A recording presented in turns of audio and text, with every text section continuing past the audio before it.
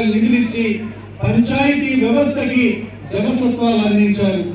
ఇదే కాకుండా గతంలో అధికారంలో ఉన్నటువంటి ప్రభుత్వం పంచాయతీలకు వచ్చినటువంటి నిధులను మొత్తం లాగేసుకుంటే ఈ రోజు మనకు ఎన్డీఏ ప్రభుత్వం అధికారంలోకి వచ్చిన తర్వాత పంచాయతీలకి 1626 కోట్ల రూపాయలు ఇచ్చి వారిని కూడా పంచాయతీలలో అన్ని రకాలుగా మంచి చేసేదానికి ముందుకు పోయేదానికి పరిస్థితి కల్పించింది. ఈ రోజు పేదవాడు ఎంత ఇది ఉన్నా కూడా ఆకలితో అలమటించకుండా చూడవలసినటువంటి బాధ్యత ప్రభుత్వాలది, ప్రభుత్వ అధినేతలది. గతంలో చంద్రబాబు నాయుడు గారు ముఖ్యమంత్రిగా ఉన్నప్పుడు 2019వ సంవత్సరంలో అన్న క్యాంటీన్లను ప్రారంభించడం జరిగింది. నేను గిద్దలలో ఆ రోజు ప్రారంభించినప్పుడు వారు ఎప్పుడైతే మధ్యలో నేను వెళ్ళి చూసి వారిని ఎట్లా ఉంది, మీ భోజనం సంతృప్తికరంగా ఉందంటే ప్రభుత్వాన్ని ముఖ్యమంత్రి గారిని అయ్యా మాకు 3 పూటల 5 రూపాయలు 15 రూపాయలకే టిఫిన్ మధ్యాహ్నం భోజనం రాత్రి భోజనం పెడుతున్నాడు మహానుభావుడు అని చెప్పి చేతులెత్తి నమస్కరించారు.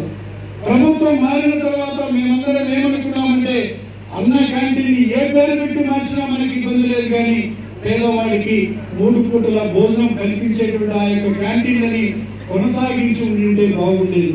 కానీ గతంలో పరిపాలించిన ప్రభుత్వం వాటిని రద్దు చేసింది, పేదవాడి కడుపు కొట్టింది.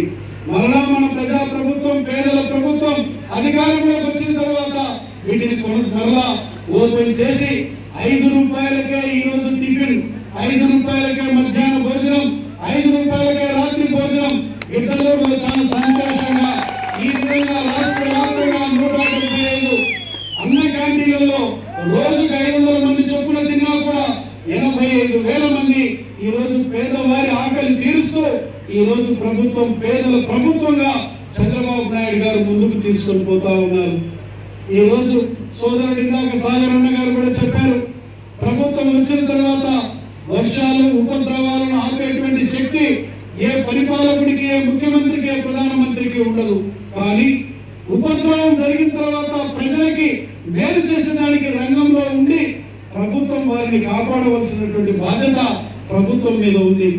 మొన్నటికి తుఫాను వస్తే సామాన్య మానవుడు వలె ముఖ్యమంత్రి 10 రోజులు బస్సులోనే ఉండి నీళ్ళపై నడిచి వారికి అన్నం ప్యాకెట్లు కానీ వారి యొక్క దుస్థితిని చూసి ఆ దుస్థితి నుంచి గట్టెక్కించి ఇది ప్రభుత్వం అంటే అని చెప్పి చూపించినటువంటి వ్యక్తి మన చంద్రబాబు నాయుడు గారు అని చెప్పి మహిళలకు ఆర్టీసీ బస్సులో ఉచిత ప్రయాణం, రైతుకు తొలగలు పడ్డ వెంటనే 20,000 రూపాయలు అందించేటువంటి ఆర్థిక సహాయాన్ని త్వరలో అందించి దానికి కూడా రైతుకు భరోసా కల్పించడానికి మన ప్రజా ప్రభుత్వం ఈ రోజు ముందుకు పోబోతా ఉంది. ఈ విధంగా చెప్పినటువంటి ప్రతి మాటని ఈ రోజు గతంలో ఇది ఒక భగవద్గీత మేనిఫెస్టో అనేటువంటిది, ఇది ఒక బైబిల్, ఇది ఒక ఖురాన్ అన్నారు. అది ఇచ్చినటువంటి మాటలు ఏ స్థాయిలో నెరవేరాయో మనందరికీ తెలుసు అనేటువంటి విషయాన్ని తెలియజేస్తూ అతి త్వరలోనే ఏదైతే తల్లికి వందనం అనేటువంటి కార్యక్రమం ద్వారా చదువుకునేటువంటి పిల్లలందరికీ ఆ కుటుంబంలో సంవత్సరానికి 15,000 రూపాయలు ఇచ్చేటువంటి